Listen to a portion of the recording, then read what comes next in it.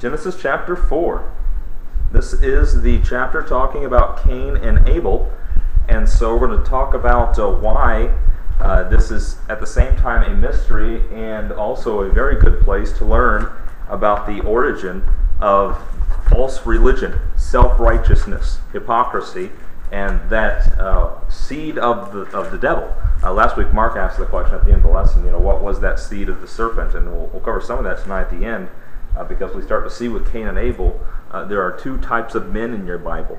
There are those who are seeking the Lord's righteousness to do what He would have them do. Then there are those who, even though they may appear religious, are seeking their own righteousness, their own self-righteousness, and when they are unacceptable before the Lord and their own self-righteousness, they become very envious, very angry, and we see in the story of Cain and Abel, it ends up with Cain murdering his brother. Okay, when we see that type all throughout the Scripture. And so we're going to back up at the end of chapter 3. We covered real quickly the last few verses, and I just want to back up and get a running start here. Do you remember in Genesis 3, verse 21, that after Adam and Eve sinned, and after they recognized their sinfulness, and we talked about the consequences that sit on them, that God in His mercy and His grace did not kill them on the spot. He said, "Thou shalt surely die." And of course God is true, and so they did. They're dead, they're no longer alive. And yet He didn't kill them that day for a couple reasons. Number one is He has mercy and grace, but number two is that He had a purpose to fulfill through them. And so that's a good lesson to learn, is that God has used sinners throughout the Scripture to do His will, those who have their faith in Him, okay, those who would repent and follow Him. And this is what Adam and Eve do. They are sorry for their sin. They now are stuck in the condition of sinfulness and the curse on the ground, and death has entered the world. And yet God, out of His mercy and grace, makes for them coats of skin. And so immediately in verse 21, He clothes them. So contrary to what they did when they sinned immediately, they made their own fig leaf aprons. God said, well, your works can't cover what you did. You can't go back based on what you do. I'm going to make for you and clothe you with what is necessary to cover you. And so He kills an animal. The first thing that dies in your Bible, in history, is an animal. And it's in Genesis 3, after Adam and Eve sinned. So again, that's another little thing to think about, that evolution, of course, teaches that there's a lot of death before the first man and woman. The Bible says the first man and woman were created before death, because death comes from sin. So God kills an animal, and we covered how that was probably a lamb, based on Revelation, where it talks about the lamb slain from the foundation of the world. And He clothes them with the skin of this animal. And of course, blood needed to be shed for that. You can't take a skin off an animal without blood. And so verse 22, the Lord God said, "Behold, the man has become as one of us, to know good and evil. And now, lest he put forth his hand and take also the tree of life and eat and live forever," God sends them out from the garden. He kicks them out. He drives them out, is what the verse says. And so when God says, "Behold, the man has become as one of us," this is not a praise. This is not a good thing. Oh no, God's not worried that His territory is being infringed upon. He has no fear of Adam and Eve. It's actually more of a shame. It's a mockery. Because that's what the devil told them. The devil told them, you can be as gods if you eat this fruit, have the knowledge of tree and evil, or the knowledge of good and evil. And yet, when they took the fruit and they were deceived and they sinned, they did receive knowledge. It was not the knowledge they intended to have. It was now their own rebellion against God, the knowledge of what rebelliousness was. And so they decided for themselves to say, well, I'm going to choose what is right and wrong for myself. I'm not going to trust God when He obviously told them that it was wrong to eat that tree. And so they made themselves as gods, determining their own right and wrong, which means they rejected God's standard of right and wrong, which means they're going to die. So God says, look, now they're one of us, which means they're not obeying God. Okay, and so He doesn't want them to eat of the tree of life. And again, a couple reasons there, because of God's mercy. If they were to stay in the garden, not only would they not have the consequence of sin in their life, because they would experience the benefits of this garden that God had made for them in the state of perfection and innocence, but also they would eat this tree of life, which would prolong their life in this world. And that's not what God intended, because they needed to die in order to be saved. Okay, and so God drives them out of the garden, and it says He sent them to till the ground from whence He was taken. So that He sends them out to till the ground, which, if you remember, was part of the statements that God made to Adam about the consequences of sin. You're going to have to work, and you're going to have to sweat, and you're going to have to work the ground. And so in verse 24, He drove out the man and placed at the east of the Garden of Eden cherubims the first time we see that word in our Bible, and a flaming sword which turned every way to keep the way of the tree of life, apparently to guard the entrance to that garden so nobody can enter in. And so forever, after Genesis 3 until the end of days, we have man who has left paradise. They've fallen from paradise, and we have been trying to restore that ever since, and we've never been able to do it. So you've heard the stories of the explorers trying to find the fountain of life and to have some paradise on earth, and so many economic philosophies and social philosophies have tried to create a utopia on this planet. It just is impossible. It's because we have left the Garden of Eden. We've left that place and condition of perfection. Sin pervades everything.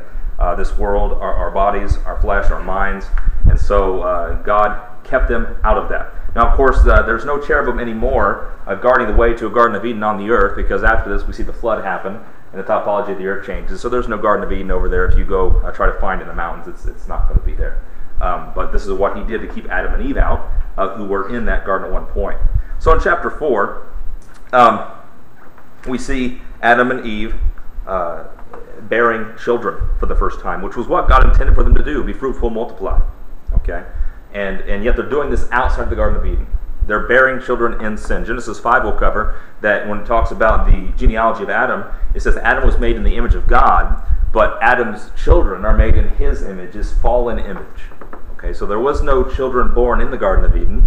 There wasn't anyone else in that state of innocence besides Adam and Eve. Okay, God cut them off to access that place. Now in Revelation 22 verse 14, we see man accessing again the garden I'm not going to say Eden there, but it's the paradise that they were kicked out of. Revelation 22:14 says, "Blessed are they that do his commandments, that they may have right to the tree of life, and may enter in through the gates into that city." So there's no longer man being forbidden to enter into this perfect city over here in Revelation 22:14, because at this point, sin and death are gone. God has dealt with it. He's conquered it. He's bruised the head of the serpent, and he's dealt with all that problem and restored paradise on his own. So those who do his commandments have the right to the tree of life in Revelation 22, verse 14. But those who are without are dogs, sorcerers, whoremongers, murderers, idolaters, and whosoever loveth and maketh a lie. And so you have the children there of the devil. The devil is the father of lies. He was in the garden. And so those who love the lie that I can be righteous on my own, the lie that my way is good enough for God, they're the ones that don't get in. To get in Revelation 22:14, you have to do God's commandments. You have to follow his instructions. And we'll see tonight, you have to do it God's way. Okay? And so the scripture says that all throughout, teaching us that even though God's instructions change, the idea is the same throughout, that the way of a fool is right in his own eyes, but he that hearkens to counsel is wise, is what Proverbs 12 says. Proverbs 14 says, "There's a way which seems right unto a man, but the end thereof are the ways of death." And so we see there twice in Proverbs where it says that we may think we know what's right, but you don't, without God telling you, because you are captive to sin, and you have a fallen nature. We're no longer in that place where we can understand righteousness without sin infecting us. And so the way which we think is right naturally is not. The end of that way is death. Okay? So we need to learn what is right. Psalm 86 verse 11, David says, "Teach me thy way, O Lord. I will walk in thy truth. Unite my heart to fear thy name." So all throughout the Bible, there are those who would pursue their own way and think that their own way is right. Then those who are seeking God's way, and they cry out, "Teach me your way, Lord." And that is the right attitude. We need to learn God's way. It's not your conscience that tells you God's way. It's not your emotions. It's not your natural inclination that tells you God's way. You need to learn it from God's revelation, from God telling you. Okay. So Psalm 86:11 says, "Teach me thy way, O Lord," and that is the response of a man of faith, the man of God. Okay. Acts 16 verse 17 is a verse where Paul is said to teach the way of salvation. And so all throughout the Scripture we see this way that leads to death and this way of salvation. The way of salvation, the way of the Lord, is following his commandments, his instructions, obeying what he tells us to do by faith. And then the way of destruction, the way of death, and the way of misery is actually the conclusion of men thinking they're doing right. Men doing right in their own eyes. Okay? And we're going to see that typified in Cain and Abel in Genesis chapter 4. We're going to have two sons of Adam and Eve here. And Adam and Eve were faithful to God's promise after he promised them in Genesis 3:15 that he will put enmity between the serpent and the woman, and between the serpent's seed and the woman's seed. It shall bruise thy head, and thou shalt bruise his heel. So there's going to be the seed of a woman, and there's going to be the seed of the serpent, and the seed of the woman is going to be the tool of the Lord to crush or to bruise the serpent's head. Okay?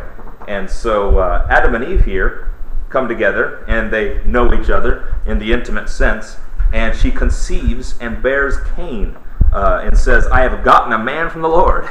Okay? Now this is a new thing. Never before has a man been born. Adam was created. Eve was made from his rib. That's really strange. We don't see that happening anymore. And so this is the first time we have reproduction actually happening. Adam and Eve are being fruitful, or they're multiplying. And so not only is this kind of a, hey, look at that, I had a baby. But it's also Eve displaying her faithfulness that God said Eve would have a child. There would be children that come from here. Remember, God said he would multiply her sorrow and her conception, and she'd have children and things like that. And so this is God fulfilling the promise. Obviously, she's having babies, and Eve is happy about this. Back up in chapter 3, verse 20, Adam called his wife's name Eve because she is the mother of all living. Well, back in chapter 3, they didn't have any kids yet. And so, here's Adam and his faithfulness saying, well, God said you're going to have kids. You're going to have kids. I'll call you Eve. Okay? In chapter 4, verse 1, he calls his wife Eve, and she conceives, and says, I've gotten a man from the Lord. Apparently, Cain, this first man begotten of a woman, is seen by Adam and Eve as a fulfillment of the promise in Genesis 3:15. Wouldn't you see it that way?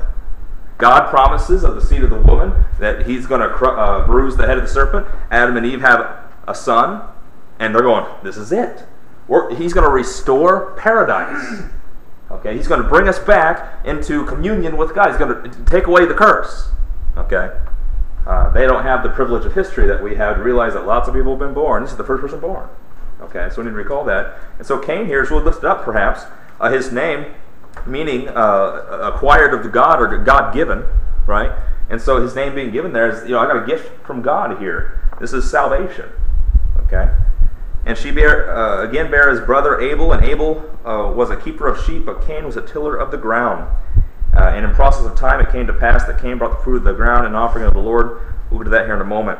And verse 1 is also something to note here historically, that every man since Cain has come from a woman. 1 Corinthians 11 says that the man is not, well, I'm going to misquote it miserably, so let's turn to 1 Corinthians 11, verse 11. 1 Corinthians 11, Paul's talking about the head of the woman being the man, which we covered back in Genesis 2, and then, of course, in 3, where when sin entered, it's going to be a burden to the woman that happens. But in chapter 11 of 1 Corinthians, Paul makes the case that neither is the man without the woman. Every man has a mother, unless you're Adam. Neither the woman without the man in the Lord. And so Paul exhorts the men there that, look, all of you came from a woman, and a woman that was with a man. And so that began with Cain. Okay, Cain was the first one to have a mom. Cain and Abel, both of them, in Genesis 4, it says they worked. It says that Abel was a keeper of sheep, a shepherd, and Cain was a farmer, tiller of the ground, which was what God instructed them. In chapter 1, verse 28, he told them to have dominion over the earth. In chapter 2, verse 15, he told Adam to be a keeper of the garden. Right? So here we see Cain, his firstborn, keeping things, tilling the ground, which now he had to do because of Adam's sin. Okay. Chapter 3, verse 24, God drove them out of the garden and said, you're going to till the ground out there. This is what Cain does. So we see obedience here. Okay, we see them doing God's purpose. And so they're working according to God's command. It is God's order that we work. We don't work just to scrape by, just to make a living. We work for life. We work because that's what God has designed us to do. 6 days we labor, and then the seventh day we rest, right? And so we learn that back in Genesis 2, even in the perfect condition, even without sin. Man was told to work. Only work was a lot easier back then. And then on the seventh day we rest and we worship. And so the reason why we work, we covered before, was to worship God. So we're privileged to cooperate with what God has given us.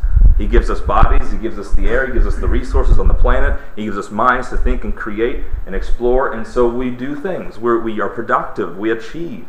Okay, then on the seventh day, we look at what we've done, and we look at what God's done, and we worship God and rejoice in Him. Okay, and that's the idea. So Cain and Abel here are working, and for the first time, they're working in a condition of a present evil world. And in 3, it says, in the process of time, it came to pass that Cain brought of the fruit of the ground an offering unto the Lord, and Abel he also brought of the firstlings of his flock, of the fat thereof. And the Lord had respect unto Abel and to his offering, but unto Cain and to his offering he had not respect. And Cain was very wroth, and his countenance fell. And the Lord said unto Cain, Why art thou wroth, and why is thy countenance fallen? If thou doest well, shalt thou not be accepted? And if thou doest not well, sin lies at the door. The first time we see the word sin in the Bible. And unto thee shall be his desire, and thou shalt rule over him. And Cain talked with Abel his brother, and it came to pass, when they were in the field, that Cain rose up against Abel his brother, and slew him. So these are the verses we're going to cover tonight, where we see the first 2 sons of Adam, and they start out doing the work that God ordained them to do. And it came to pass, they come to make an offering unto the Lord, and apparently God respects one of their offering, and doesn't respect the other. And one reads this and goes, why? What's wrong with Cain? I mean, what did he do here that God just goes, I don't want yours? Is God capricious? Is he whimsical? I like Abel more than you. No, what's going on? Why doesn't God accept Cain's offering? So that's going to be the topic of the rest of the lesson tonight, to deal with why God's doing this. It's very important to understand why, because we see Cain here, representative of a whole lineage, a whole generation, a whole group of men throughout history that reject God's way for the sake of their own. Okay? Many people think of Cain here as some rebellious son, some sort of a man that is against God in his mind, and yet he doesn't see himself that way. Both Cain and Abel worked according to God's commandment. Both Cain and Abel made an offering to the same God. Both Cain and Abel wanted to be accepted by God. That's why they were making an offering. Okay? And so both Cain and Abel were working out what God instructed them to do. So what is the difference? Okay? Obviously, Cain brought fruit of the ground. Abel brought the flock of the field. And so people are going to speculate about that. But why did God respect one and not the other? Now, if we look at Hebrews chapter 11, verse 4, it says that there was a witness of Abel's righteousness when Abel offered his sacrifice. Now, we don't read it up there in verse 4 and 5. It just says that they brought their offerings, and the Lord had respect unto Abel and his offering. And verse 5, Cain and to his offering he had not respect. But we learned down in chapter 4, verse 25, that apparently it was known by people that God respected Abel's sacrifice, his offering rather. Because in verse 25 it says, Adam knew his wife again, and she bare a son, and called his name Seth. For God, said she, had appointed me another seed instead of Abel, whom Cain slew. Okay? So apparently there needed to be a replacement for Abel. Okay, and that's not just because, he's dead now, and he'd have another baby. Apparently, Abel was fulfilling some purpose, and Abel was known to be righteous. Hebrews 11:4 says there was a witness of his righteousness when he offered this offering. Okay? Now, it's interesting. You say, what is the witness? How did they know that God counted him righteous? Did God just tell everybody he's righteous? Well, look at Leviticus chapter 9, verse 24. There's many times in our Bible we can do a little bit of cross-reference study here to see what perhaps could have happened. Now, I got to be careful doing this because there is so much speculation about Cain and Abel because there's not much in this passage. But we can learn how God at other times has witnessed that the offering provided him was good and righteous and accepted. Leviticus 9, verse 24. It says in verse 23, Moses and Aaron went into the tabernacle of the congregation and came out and blessed the people, and the glory of the Lord appeared unto all the people. And there came a fire out from before the Lord and consumed upon the altar the burnt offering and the fat, which when all the people saw, they shouted and fell on their faces. Apparently, they all saw what Moses and Aaron did was accepted of God because God's fire burned up the offering. It was fire from the Lord. Over in 1 Kings chapter 18, you know the story of Elijah and the false prophets, right? Where Elijah is one of the part of the remnant of Israel at this time, and there were so many false prophets who were advising the king of Israel.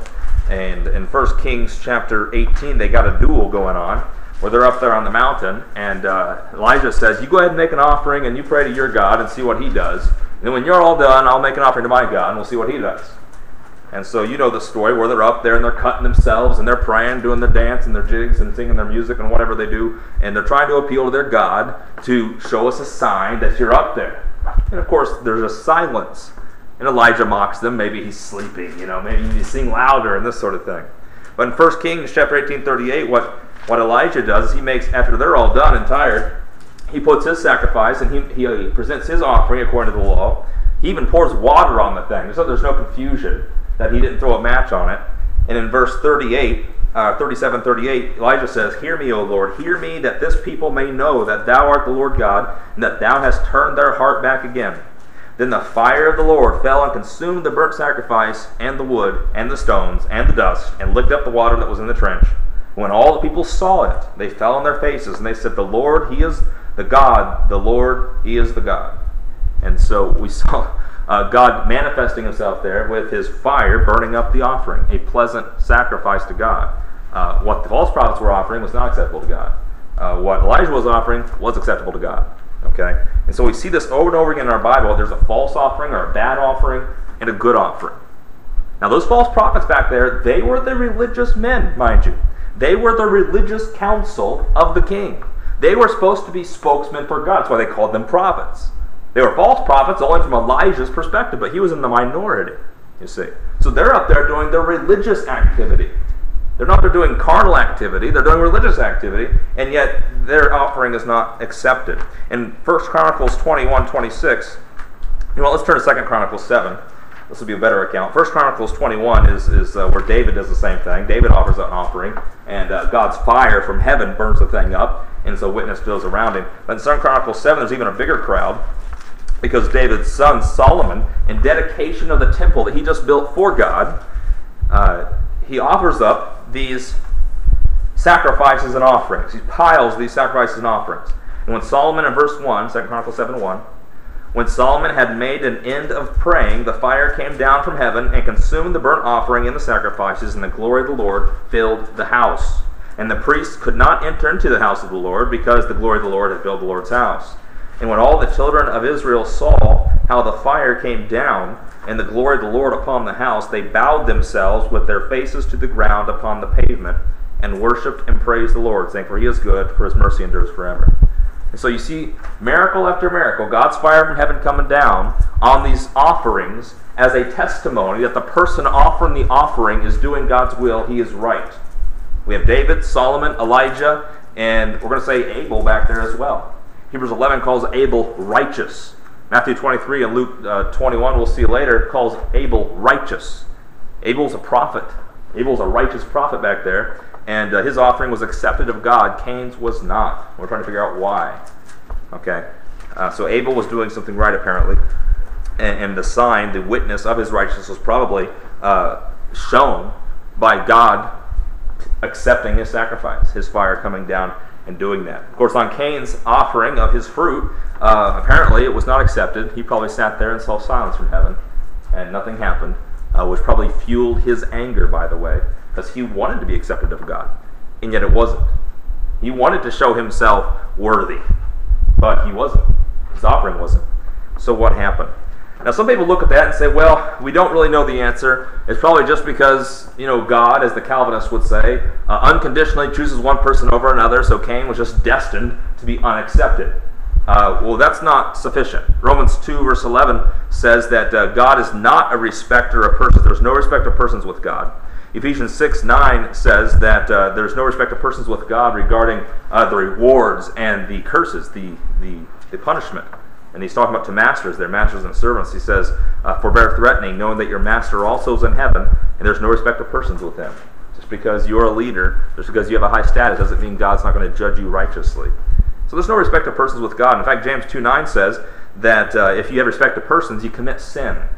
And so if God's respecting the person of Abel, as if there's something about Abel himself that he likes better than Cain, or somehow he's persuaded by Abel in who he is and whatever, that he's more pleasing, that's a sin in God's eyes. God has to judge righteously. And yet we read Genesis 4, we don't see anything back there. All we see is that Cain offered fruit of the ground, Abel offered the firstlings of the flock, God had respect to Abel, didn't respect to Cain. There's really no explanation. And so what's happening? And so what we're going to have to do is look at further revelation in the Scripture to find out what's going on back there. Of course, the immediate application to Genesis 4 is that God is the judge.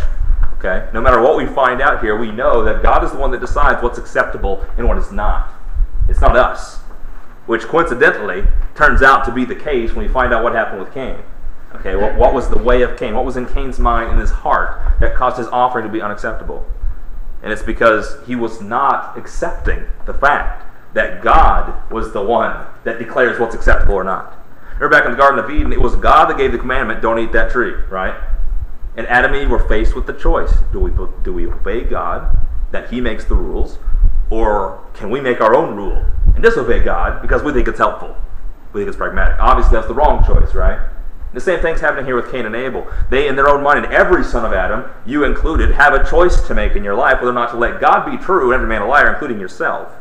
Or to say, well, I can make my own rules and decide what's right for me and decide what I think is acceptable before God, and God should accept me because I think this is good enough.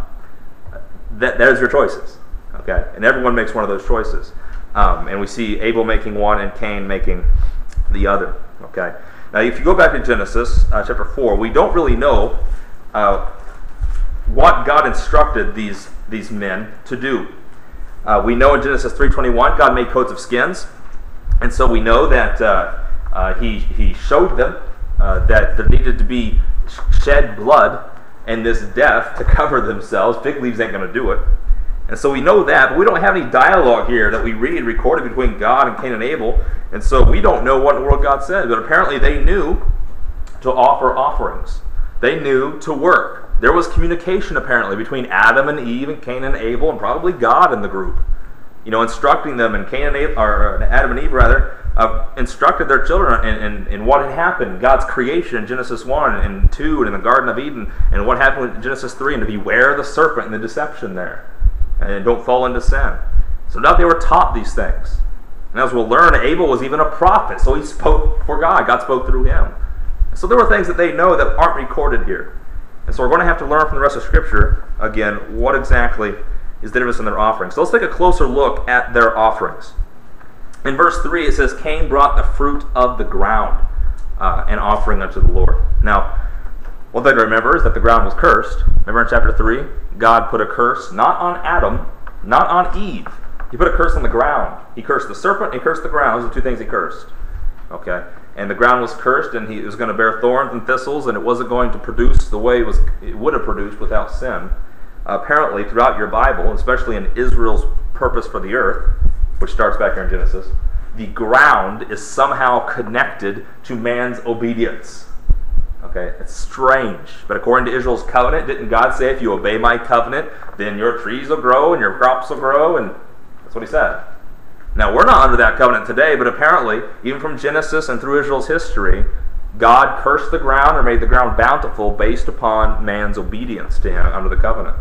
And so back here, when Adam and Eve sinned, He cursed the ground. And Cain here works the ground, tills the ground, and fighting with the thistles, sweating of his brow. You know, he's out there tilling and weeding and everything else, and he produces fruit from this ground. Fruit that, remember, it wasn't the Garden of Eden. Remember we covered last week when God told Adam, you're going to have to eat bread the rest of your life, you know, and eat the herbs of the field. You know, He didn't say anything about fruit. And here comes Cain, and he's tilling, he's weeding, he's got some fruit. Look, God, I got some apples again. You know, I got some grapes, I got some fruit. Look what I did. And so He brings us to the Lord. So now the fruit of the ground was the result of Cain's hard work fighting against the curse. No doubt he was motivated by his mom and pop because they had been in that garden and they had eaten that fruit before. They're like, we need to grow some of this stuff. Now I know it's going to be hard work. Now we got Cain, and so now we got some help. We can make this fruit again. And he makes the fruit as if he's restoring paradise. Okay? 21st century, we get out in the market, we get fruit out over there, right? I mean, we got indoor plumbing, we got the internet, you know, we got smartphones, we got everything. And so we're thinking, this is great. Life is good, right? This is restored paradise. And yet this is the error that Cain made, that we'll learn here in a moment, that he thought his work, the work of his hands, could restore what was lost. And actually, no, what God says is acceptable, and we have to follow God's way to be accepted by God and have salvation.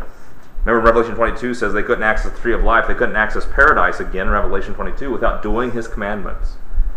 So it doesn't matter how much technology we get, and we'll cover next week the technology that Cain's children invent back here. None of that technology, none of the progress and advancement technology and tilling the ground and the food that they have and the wealth that they can accumulate, none of that can purchase back paradise, can pay for your sins. Okay? And of course, we know this by grace. There's none righteous, no, not one. All of our works are as filthy rags, right? In God's sight. That's the whole point. In God's sight.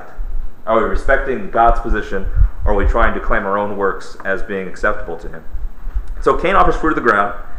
There's no blood in his offering. And a lot of people say, well, wait a minute, that's it. Cain didn't offer blood. Abel offered blood. Cain didn't. That's why God accepted Abel's, because there was shed blood. And we know, of course, Jesus Christ shed His blood for our sins. And so, that's a pretty good picture and type in preaching. Look, Abel shed the blood of a lamb back there. God shed the blood of the lamb, Jesus Christ, and sins were paid for. Cain didn't shed any blood. Well, the problem with that, of course, is that there were offerings under the law program that were bloodless. And so in Leviticus chapter 2, for example, there's something called a meat offering, which meat in the terms of food, right? Not actual beef or pork or anything like that. Meat in the form of flour and oil and frankincense and, even fruit of the ground.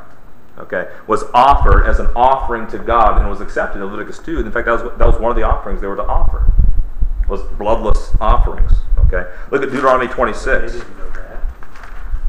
The law wasn't required. Wasn't revealed yet. You're right.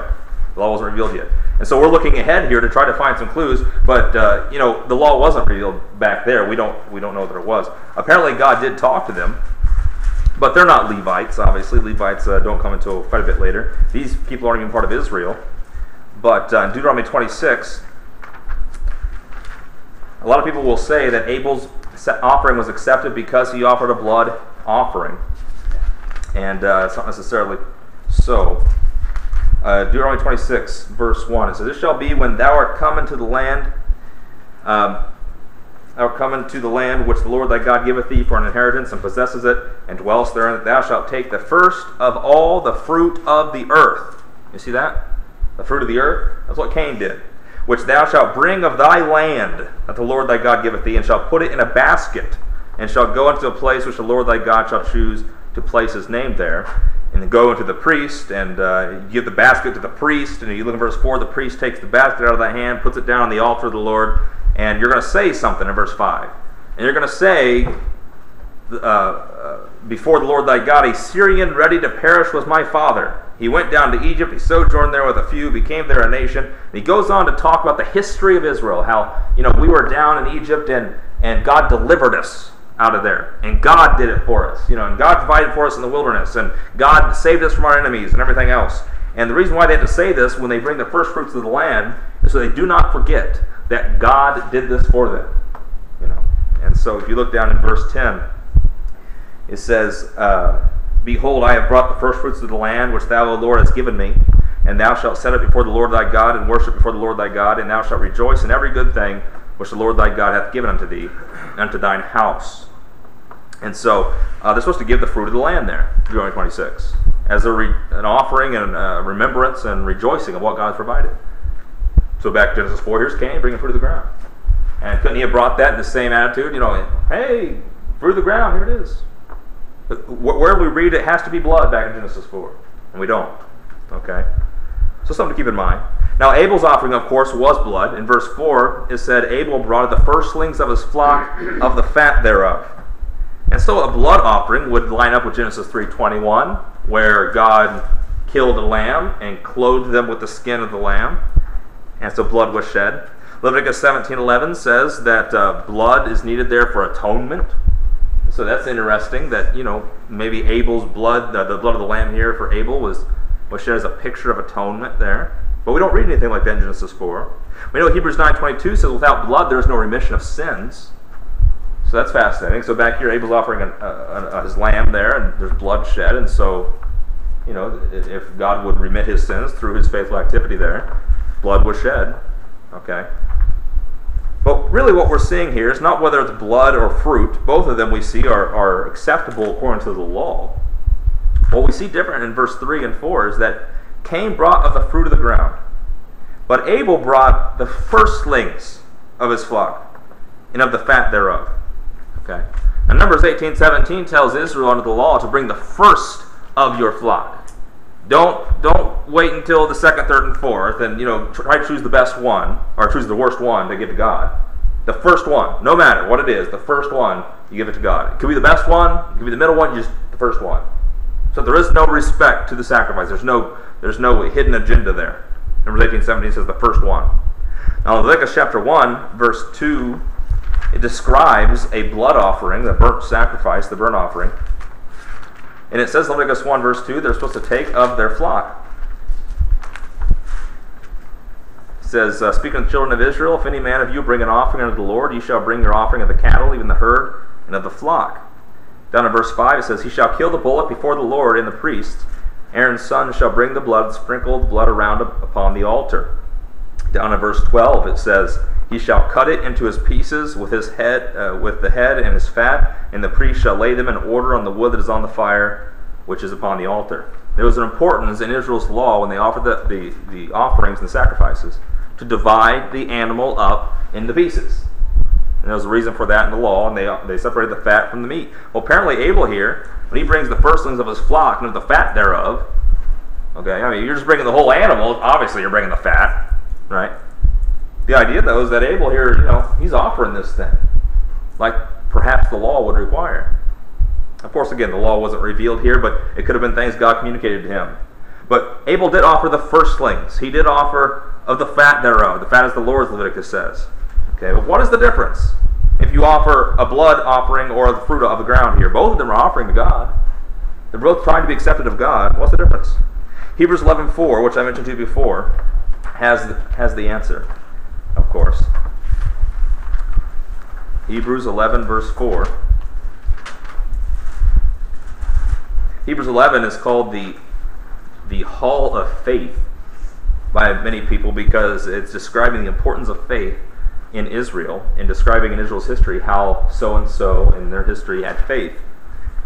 And so it describes what faith is, the substance of things hoped for, the evidence of things not seen. And it starts with Genesis in chapter 3, that through faith we understand the worlds were framed by the word of God. And then in verse 4, by faith Abel offered unto God a more excellent sacrifice than Cain. So we know right there his sacrifice was more excellent, by which he obtained a witness that he was righteous. So we read there and understand that apparently God showed him and his brother and people that his sacrifice was more excellent and that he was righteous as a result of it. God testifying of his gifts, and by it he being dead yet speaketh. We'll cover next week what that means when Abel's blood is shed into the ground. And God says, I hear the blood of Abel. Abel's blood spoke things, apparently. That doesn't make sense to modern science. The Bible says Jesus' blood speaks things. And Jesus' blood speaks things greater than Abel's. That's what Hebrews 12 says.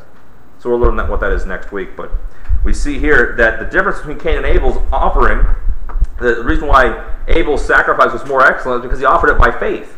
By faith, Abel offered unto God a more excellent sacrifice than Cain. Right? What's that mean? Cain didn't have faith? Then why was he offering an offering if he didn't have faith? Why would someone offer an offering if they don't have faith? Why would someone go to church if they don't have faith? Why would someone perform any religious activity if they don't have faith? Lots of people do that, actually. A lot of the world's religions are based on the idea that you earn merit with God by doing something. Is faith required? No. No. You do something, prove your merit, prove your karma, follow these rules, do these things, and God will accept you. And here comes Cain with an offering to be accepted of God without faith, and God says, I'm not going to accept it. And he gets angry. And he gets angry. Okay? Because he's lifted up in pride for what he wants to be accepted as, a righteous person. Okay? Romans 10:17. Hebrews 11:4 says, by faith Abel offered a sacrifice. Well, how do you get faith? Is it just something where you wake up in the morning and say, I love God today? Faith comes by hearing. Hearing by the word of God. There was something spoken. God had said something. He had instructed something. And Abel heard it. And the hearing there isn't just, I got my ear, I heard what you said. It's a belief. It's a doing. It's saying, that's the instruction. Got to do that because God said it. It's submitting to God's will. Faith comes by hearing, and God's will, your hearing comes from the Word of God. Okay? Are we to assume God had spoke. that Cain did not hear? No, he did. He did too. But not in the sense of believing and following it. Okay. Faith comes by hearing. Yes. You can read Scripture on the street, everybody hears it, not all of them have faith. What's the difference? They hear it, but they're not believing it. They're not accepting it as God's word, submitting themselves to it. So faith is the substance of things hoped for, the evidence of things not seen. When you have faith, it's because you hear God's word and you put your trust in it. You're following it as it is in truth, God's word. People can hear these words with their ears, but without their trusting it and submitting themselves to it, there's no faith there. There's no belief in it. So that's the difference. So faith comes by hearing. That word hearing isn't just, we're going to sit down and as long as I hear the words of the Bible, like, audio Bible, I'm going to have it. No. It's when you hear, you understand, and you submit yourself to it. You're hearing, meaning, hear my words, understand them, take them as God's words. Then that comes from the Word of God, right? And so Abel had, by faith, offered his offering, a more excellent sacrifice, and he did that by hearing words from God. Now, again, we don't know what those words are. We don't have any recordings for what God said. But apparently God had said something. We'll learn here in a bit that Abel was a prophet. Okay, so there was something said that they would have known. It would be an unrighteous judgment if Cain had not known what to do and God did not accept him. We see in Genesis 4, we read the verses where after his offering was not accepted, Cain became very wroth and his countenance was fallen, remember? What happened immediately after that? God spoke to him. God wasn't silent back there. Okay, he was speaking to them. And so we hear God speaking to Cain. He's going, why is your countenance fallen? And he explains to him, look, if you do good, you'll be accepted. Well, apparently he must have known what to do good. There must have been instructions there given for him to know what to do. Abel knew what to do. They both knew what to do. Abel was the one that did it in faith. Cain did not. So what's the difference? They both offered an offering. They both wanted to be accepted. Right? Well let's try to play this out. Let's try to learn more what this means that was in Cain's heart back here. Look at Deuteronomy chapter 8. Deuteronomy chapter 8. What was in Cain's heart that was different than Abel's? You raise a good question, Jim. I mean, they both hear what God said to do. We don't know that Cain didn't believe. Hebrews 11:4 says, by faith, Abel's was a more excellent sacrifice. Yeah. So Cain did not have faith that Abel did. Cain did not have faith that Abel did. And we'll see here in a moment that the children of Cain also do not have faith as the children of the Lord do. We'll see this in Matthew 23. Deuteronomy chapter 8.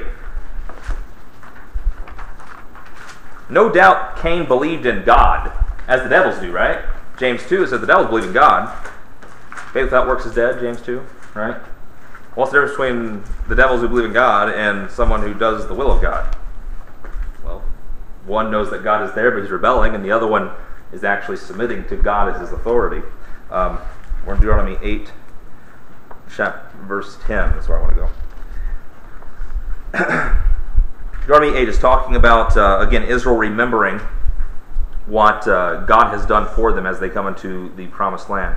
And it says, let's start in verse 11. Beware that thou forget not the Lord thy God in not keeping his commandments and his judgments and his statutes which I command thee this day, lest when thou hast eaten and art full and hast built goodly houses and dwelt therein, and when thy herds and thy flocks multiply, and thy silver and thy gold is multiplied, and all that thou hast is multiplied, then thine heart be lifted up, and thou forget the Lord thy God, which brought thee forth out of the land of Egypt from the house of bondage, who led thee through that great and terrible wilderness, wherein were fiery serpents and scorpions and drought. There was no water, who brought thee forth water out of the rock of flint, who fed thee in the wilderness with manna, which thy fathers knew not, that he might humble thee, and that he might prove thee, to do thee good at thy latter end. And thou say in thine heart, my power and the might of mine hand hath gotten me this wealth. And so the idea here is for them to remember, do not forget what the Lord has done. Good spiritual admonition for us today under grace, where we realize that God's not performing miracles for us as he did for Israel, and so often it's easy for us to forget and to say, well, the things that we're doing by our own hand. It's by us that's getting it. Well, remember, who gave you the body that you got, and gave you the brain that you got, and the air that we live in this world that God created, and the wisdom that he's given to us to live. We need to thank God a lot more than we do. Okay, and we're so often lifted up in pride and saying, well, we've done that. God has done this thing, but I've done this. Okay, this is what Cain was doing. When Cain brought his offering and said, this is what I've done. And he wanted it to be accepted, stamped by God as approved. And it wasn't, because God saw his heart. Okay. Deuteronomy chapter 8, verse 18. Thou shalt remember the Lord thy God, for it is he that gives thee power to get wealth, that he may establish his covenant which he sware unto thy fathers, as it is this day. We're not under Israel's covenant. So we can't claim, that God's making our apples grow by the covenant, right? But you know what? You do sow things in hope, and you reap what you sow. And who made that work? God did. Who made it so you throw seeds in the ground and plants come up? Who made it that, it's springtime now, we're not still in sub-zero temperatures? Who set the worlds in motion? God did.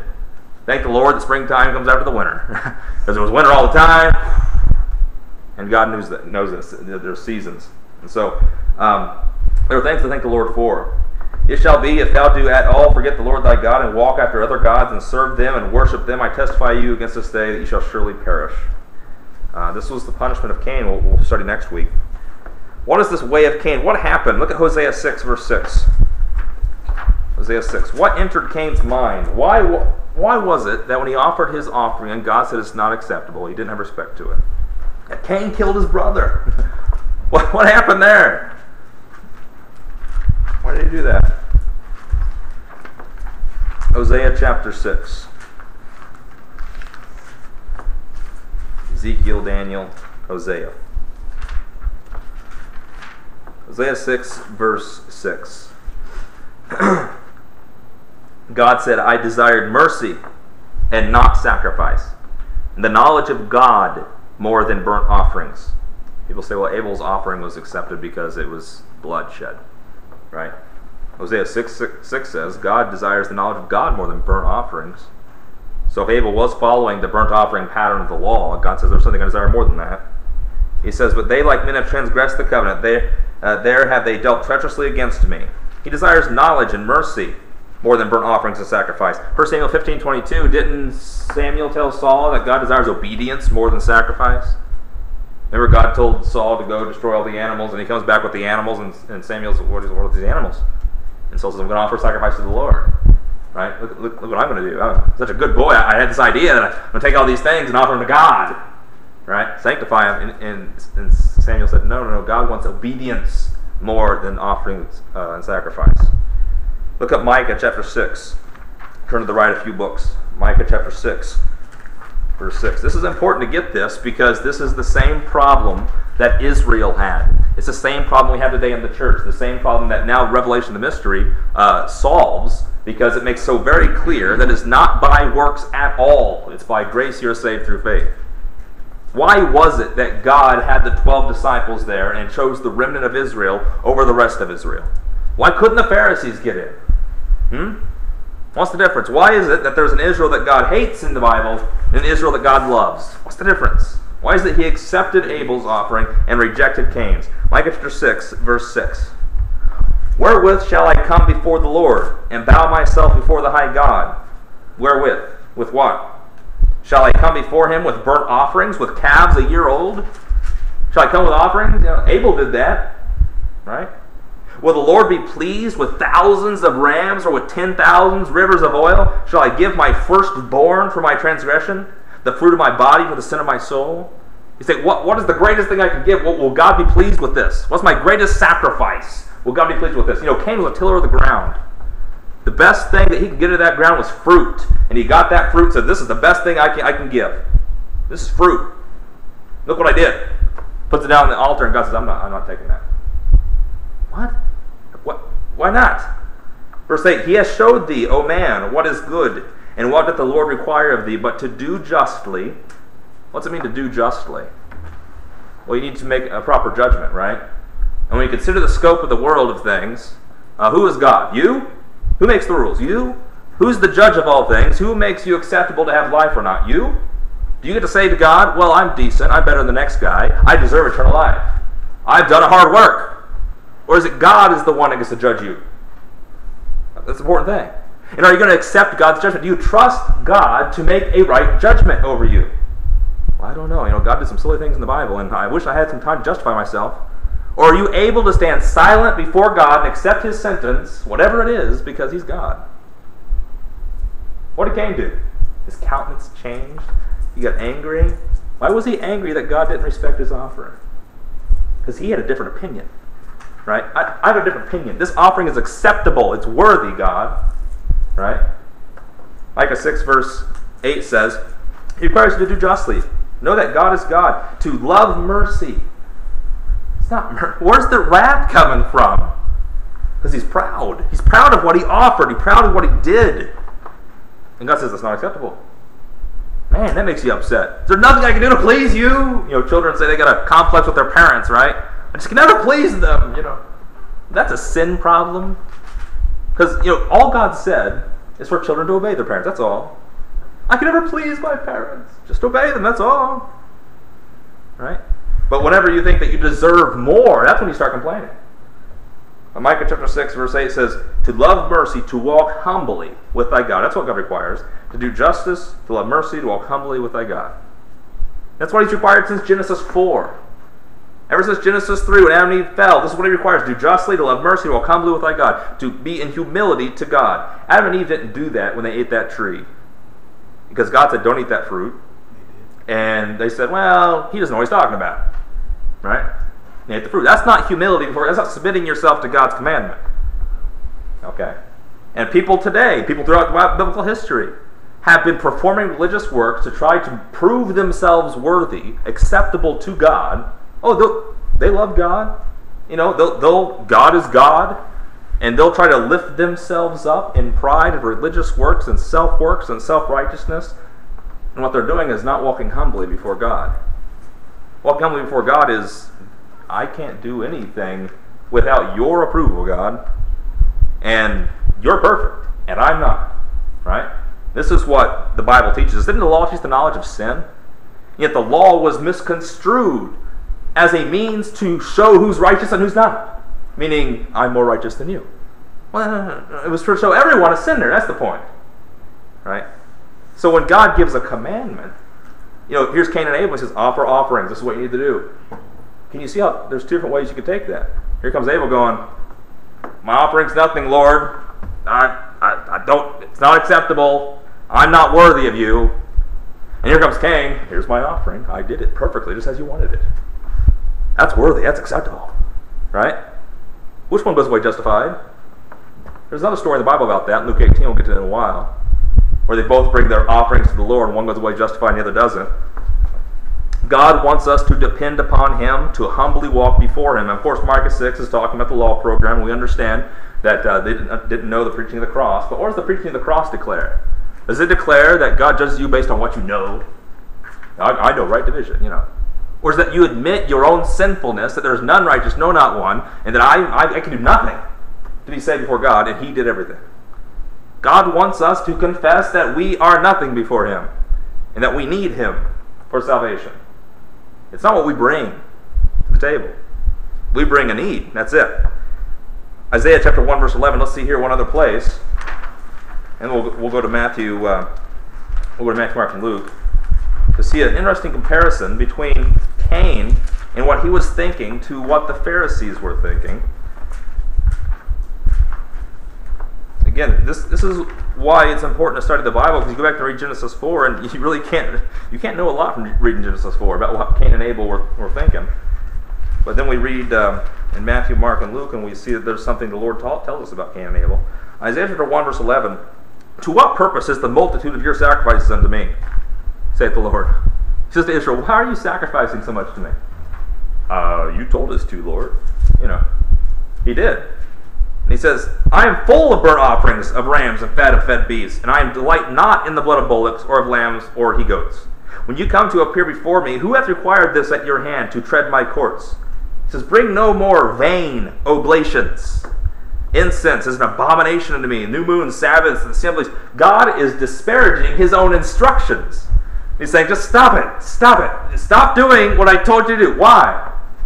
Because they're vanity. He says, it's all vanity. You're doing it for the sake of doing it. You're not doing it understanding that, you know, you're a sinner. They're doing it trying to prove themselves worthy. They're doing it just to say, we did what you said, God. You got to let us in. Right? Who was it? Bloomberg said this last week or a couple weeks ago or something like that? That if anybody's going to heaven, he is because of what he's done politically? Yeah. That's exactly the way of Cain right there. If anybody's going to heaven, I am. Why? Because I'm worthy. Really? Whatever happened to walking humbly before your God? It's not there. The way of Cain is the religious mind of self-righteousness that says, if anybody's going, I am. Right? Here come Cain and Abel. Abel's the younger brother, remember? Cain's going, if anybody's accepted today, it's going to be me. Right? Who told him that? Right? God said to walk humbly. Isaiah chapter 1, verse 16. It says, wash ye, make you clean, put away the evil of your doings from before mine eyes, cease to do evil. The Bible calls your righteous works evil. Isn't that weird? He says the sacrifice of the wicked is an abomination. The sacrifice, we're talking about sacrifices in Genesis 4. Who offers a sacrifice? Atheists don't do this. People who reject God don't do this. Only religious people who realize that God is God and that He's the one that approves who gets in and doesn't. And I'm going to show myself righteous, and so here they are, my righteous works. God says, that's evil. Because that's what the devil said in Genesis 3. When the devil convinced Adam and Eve, and Adam fell for the thing as well, they said, you can be as gods. You can determine good and evil. You can tell what is right and wrong without God's input. You can be the second man to give your opinion. You can sit right on the throne with God. You can lift yourself up as the devil's pride lifted himself up and say, I can be with God up there. I can be as God. No, you can't. You're the farthest thing from God. You see? And when we begin to understand that, we start to grow in wisdom. Did the Bible say the fear of the Lord is the beginning of wisdom? Why are you afraid? Well, we're not afraid anymore because of God's grace. But you fear of the Lord starts with, because He's going to punish me. Because I'm not good. I'm not righteous. I'm not worthy. And that God is fearful to me. Right? That's the beginning of wisdom, the Bible says. Because when you're at that point, then you can say, I'll just do what you say, Lord, but I'm trusting you, because even if I do what you say, I still deserve death. Right? That's what the humble heart says. It says, I still deserve death, even though I try to do my best. The righteous heart says, I do my best, and I'll probably get in. I hope I get in, There's a difference there. One has faith in the Lord, has to trust the Lord. The other one trusts their own works. Look at Luke 11, verse 50. Luke 11, verse 50. We read in Matthew, Mark, and Luke, or Matthew and Luke specifically, 2 times that Abel is mentioned by the Lord. And he's talking to the Pharisees, and he's condemning the Pharisees. And the Pharisees, of course, were a sect within Israel who studied the law and were actually very conservative, and so they weren't liberal, disregarding God's word. They were trying to do God's word down to the jot and the tittle. And so they studied God's law all the time to make sure they did it. Okay? So if there's anyone that's going to conservatively interpret God's word, it would be the Pharisees. Paul said he was a Pharisee of the Pharisees. I mean, he knew it. He was zealous of it. And Jesus is saying, woe to you Pharisees, woe to you who do religious work to study the law. Why would he say that? Isn't that, if anybody in society, shouldn't it be the Pharisees and those people who study the law that would know God's will? Well, Jesus is exposing here, not necessarily so. They're missing something. Luke 11, verse 50, he condemns these people and say that they kill the prophets God sends. They kill God's messengers, and they're going to kill him too. Luke 11:50 says, the blood of all the prophets which was shed from the foundation of the world may be required of this generation, from the blood of Abel unto the blood of Zacharias, which perished between the altar and the temple. Verily I say unto you, it shall be required of this generation, you Pharisees. The blood of Abel. Now who really killed Abel? Cain. Right? Cain killed Abel. But he's saying here to these Pharisees, I'm requiring of your hands. It's this generation that killed Abel. Killed Abel and Zacharias and all of them. It's this generation. It's you people. It's this thought process. It's what you guys are thinking, what you're doing. He says, if you were of your father Abraham, he says in John 8, you would love me. But you're not of your father Abraham. To which the Pharisees respond, yes, we are. Jesus goes, no, you're not. You're of your father, the devil. He's a liar and a murderer from the beginning, is what he says. Acts 7:52, Stephen filled with the Holy Ghost looks at circumcised in the flesh Israel and says, you're uncircumcised. And you're hard-hearted and you're stiff-necked. And you always kill the prophets. And they stone Stephen right after he says this, living up to their thing. But they're Jews. They have God's law. They're the leaders in Israel. Why are they not acceptable, but Stephen was? What's the difference? Faith. Hebrews 11, the book of Hebrews describes the difference. Faith. By faith Abel, by faith Noah, by faith David, by faith, all these people by faith, through faith, it says. Matthew 23, look at Matthew 23. Matthew 23, 27.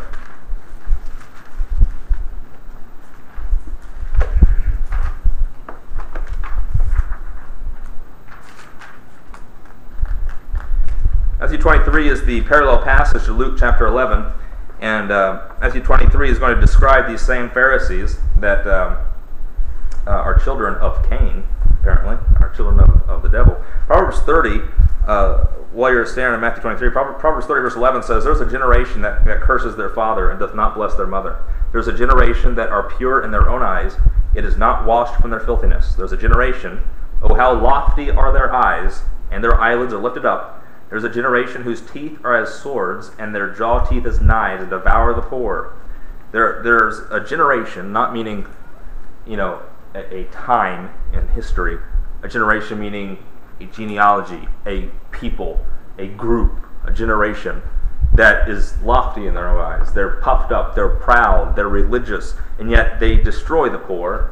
They curse their father and mother. Okay? In Matthew 23, he's dealing with these people who say they keep the law but don't. Man, I wish you can read the whole thing here. And let's back up to verse 16. It says, "Woe unto you, ye blind guides, which say, Whosoever shall swear by the temple, it is nothing, but whosoever shall swear by the gold of the temple, he is a debtor." What is he saying? They want money more than what God instructed in the temple. "You fools and blind, for whether is greater, the gold or the temple that sanctifies the gold?" Right? They just wanted the gold, the money. It's not about the gold. It's about the sacredness of God's house. But they didn't consider that. "Whosoever shall swear by the altar, it is nothing, but whosoever swears by the gift that is upon it, he is guilty. You fools and blind, whether is greater, the gift or the altar that sanctifies the gift?" Now back in Genesis 4, it's exactly what we see. We see two gifts, right? And people argue about, well, what's wrong with the gift that Cain made or Abel made? And one's got blood, one's fruit, Well, it's not about the gifts. You fools and blind. It's the altar that sanctifies the gift. Upon what altar do you place this gift? Did Abel place his offering on an altar of self-righteousness? Or was it an altar of humility, begging for God's mercy? Well, we don't read that in Genesis 4. All we read is God respected his, and he didn't respect Cain's. Something about the gift. What's the altar upon which they offered it? What were they sacrificing? A self-righteous man doesn't sacrifice anything except for his own efforts for his own salvation. Okay? It says here in verse 20, "Whosoever therefore shall swear by the altar swears by it and by all things thereon. Who shall swear by the temple swears by it and by God that dwells in the temple." Verse 23, "Woe unto you, scribes and Pharisees, hypocrites! For ye pay tithe of mint and anise and cumin." That's what God said to do. Right? Tithe. He said tithe, mint, anise, cumin, you tithe. They did the tithe. They kept the tithe to the jot and tittle, the letter of the law. But it says you've omitted the weightier matters of the law, judgment, mercy, and faith. Where's that? So they omitted judgment, mercy, and faith. "These ought ye have done, and not to leave the other undone. You stranded a gnat and swallow a camel." Right? Strain a gnat, swallow a camel. Cain was upset that God did not respect his offering of fruit, his fruit basket. Then he goes kills his brother. Which is the camel. Don't kill your brother. Right? If he had loved his brother, maybe he'd responded differently. If he had loved God, maybe he'd responded differently. But he didn't. He was angry. He was wrath. He was wroth, is what the Bible says. His countenance fell. Why does countenance fall? Shouldn't you accept God? Job says, even if God kills me, I'll trust him. Is what Job said. That's not what Cain said. Cain said, I'll love God when he accepts my offering. Right? There's a difference. There's a hypocrisy there. He says, "Woe unto you, scribes and Pharisees," verse 25, "You may clean the outside of the cup and of the platter, but within they are full of extortion and excess." He says, "Cleanse first that which is within the cup, that the outside of them may be clean also." So he calls them whited sepulchres in verse 27. He says they appear beautiful outward. Cain offered a worthy sacrifice. But inward, within, they're full of dead men's bones. God did not have respect to Cain because of his heart, because of what was inside. "Even so, ye also outwardly appear righteous unto men, but within you are full of hypocrisy and iniquity." That's what it says. Drop down to verse 32. Let's look at verse 30. It says, "Ye say, if we had been in the days of our fathers, we would not have been partakers with them in the blood of the prophets." They say, we wouldn't have been like Cain. We wouldn't have killed our brother. We're our brother's keeper. That's what people say. That was the lie Cain said, actually. Verse 31 says, "Wherefore ye be witnesses unto yourselves, that ye are the children of them which killed the prophets. Fill ye up then the measure of your fathers. Ye serpents, ye generation of vipers, how can ye escape the damnation of hell?" He says, fill ye up the measure of your fathers. He says, you say you wouldn't do what your fathers do, but you show by your works you're doing exactly what your fathers do when they killed the prophets. He says, go ahead, do it. Jesus dies a few chapters later, doesn't he? By whose hands? These guys right here. Why? Because Jesus has been preaching the whole time that your guys' works are nothing. These are Pharisees. These are scribes. These are the chief priests. Who are you, carpenter? Right? And so you see they kill him for it. Because they're envious. They think if anyone's accepted in Israel, it'll be them. Jesus says, you're not. In fact, I'm giving the kingdom to these people over here. This little flock, these fishermen, tax collectors, these sinners. Right? Because they go away justified when they plead for God's mercy. And you don't. You don't admit this at all. And they kill him for it. Because they're lifted up in pride and envy. So, Matthew 23, Jesus identifies these Pharisees as children of Cain. Did you notice it? When he says that you're children of your fathers, they're filled up in the measure of your fathers. The wicked fathers is what he's talking about, the fathers who killed the prophets. Cain was a father of these people who killed Abel, the prophet. He says they're children of Cain in the way they think. And he says they're children of the devil in John 8:44. Because you're your father of the devil. What's that mean about Cain? Cain's a child of the devil, apparently. He was the son of Adam, son of Eve. He was happy. She bare Cain and said, I got a man from the Lord. Raises Cain, he's going to be a tiller of the ground. What happens to Cain? He's following the devil's lie. That I can determine what's right. I can be the judge. He offers his fruit basket. God doesn't respect his offering because of what's in his heart. And he gets upset. He kills his brother. He's envious. Right? That's what the devil wanted. So the devil and the son of Adam, Cain, did two things.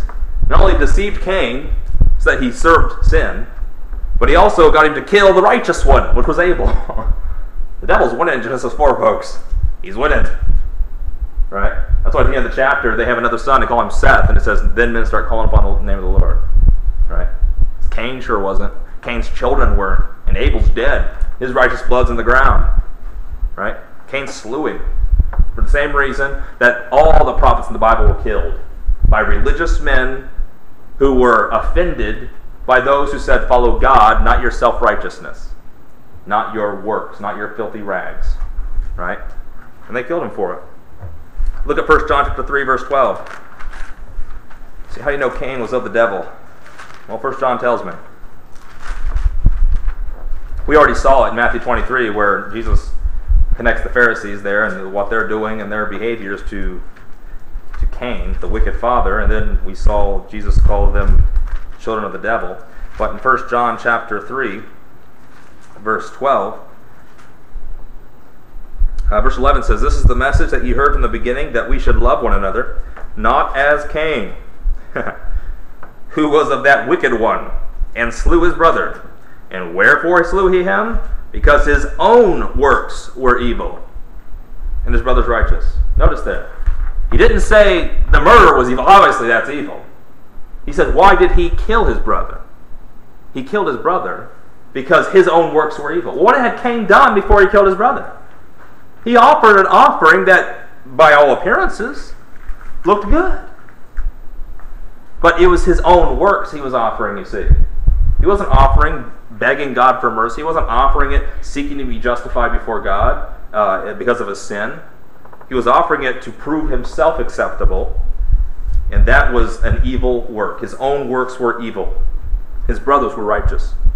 Apparently, his brother followed the instruction, or followed the pattern, or rather set the pattern, for the publican in Luke chapter 18, where the publican and the Pharisee go into the temple, and the Pharisee says, I thank God I'm not like this publican.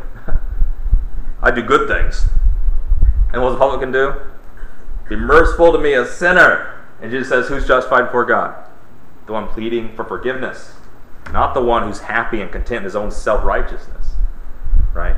That's Cain and Abel, folks. And it's the same thing we see all the time. The same things we see today. We see religious-minded people all around us. Every religion, Roman Catholicism, Hinduism, Buddhism, are all set on a standard of self-righteousness. They have people dressing up in long robes, as the Pharisees did, offering ways for you to earn merit points and righteousness with God, and only the great gospel grace of God. Only Paul's gospel teaches that there's nothing you can do. Right? You're all sinners. We're all unworthy. It's only because of Christ that we can be saved. Right? Even if you tried to be righteous, it would not be accepted of God. That's what we need to understand. We need Christ. We need His grace. We need God to do it for us. Okay? People tend to think, well, the law set to God's standard, but no one can keep it. But if someone could keep it, they would be righteous. No, that's wrong. Because nobody could keep it. That's the point. Even if you kept the whole law, you could not die for my sins. Even if you kept the whole law, you'd stand before God and you'd say, are you human? You say, yep. He says, you deserve to die. You're a son of Adam. Right? That's what we don't get. Only God could save us. God became man to save us. You say, you can never do it. You never could. Abel knew that. Right? Adam and Eve learned the hard way. Cain thought, hey, we're not too bad. You know, I work pretty hard here. I got some fruit from the ground. Okay? That's what people try to do today, justify themselves, justify their own works. In Romans 10, verse 3, Paul laments about his kinsmen in the flesh. And what does he say about the Israel that Jesus calls vipers? What does he say about them? He says, for they being ignorant of God's righteousness, going about to establish their own righteousness, have not submitted themselves to the righteousness of God. Right? That was Cain's problem. He was submitting righteousness before God. God, I obeyed your commandment. I obeyed it perfectly. Thank the Lord. I'm not like Abel over there. He's always crying and weeping about forgiveness and things like that. I offered this perfect basket of fruit. Nothing wrong with a basket of fruit. Cain's heart's the problem. He never submitted himself to the righteousness of God. That's what happened with unbelieving Israel. It's what happened with the Pharisees. It's what happened with the false prophets back in Elijah's day. Right? They all thought themselves worthy of self-righteousness. The way of the Lord is the righteousness of God by faith. Romans 1:17 says, this is the righteousness of God from faith to faith. The just shall live by faith. Right? The way of Cain says, you're good enough to merit life, joy, acceptance with God. You're good enough to stand before God and say, well, I did the best I could, and I think I deserve some peace. The way of Cain says that your offerings, your sacrifice, your religion, your prayers, your title, your name, I'm the first son of Adam. I'm the fulfillment of the promise that God gave. Who told you that, Cain? Right? Or simply just because you said so, that you think that God will listen to you. Right? Well, that's the way of Cain. It's self-righteousness. It's pride. Okay? We'll pick it up next week, finishing out chapter 4, dealing with the punishment on Cain and where God sends him and then his genealogy. Any questions? Any comments?